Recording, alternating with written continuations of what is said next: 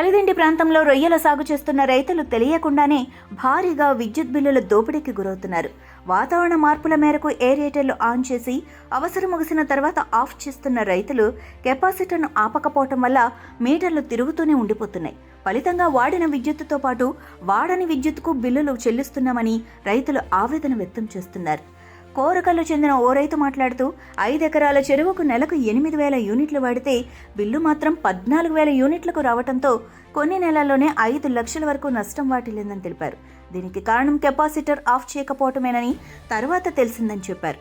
ఈ విషయంపై ఇప్పటి వరకు సరైన అవగాహన లేకపోవడంతో రైతులు లబోదిబోమంటూ బిల్లులు చెల్లిస్తున్న పరిస్థితి నెలకొంది. ఈ సమస్యపై స్పందించిన అధికారులు విద్యుత్ వినియోగం పూర్తయిన వెంటనే కెపాసిటర్ను తప్పనిసరిగా ఆఫ్ చేయాలన్న అంశంపై రాష్ట్ర వ్యాప్తంగా రైతులకు అవగాహన కల్పిస్తామని హామీ ఇచ్చారు. Indian sea food consumption revolution మొదలైంది. మేము వేస్తున్న ఈ మొదట అడుగులో మీరు భాగమవ్వండి.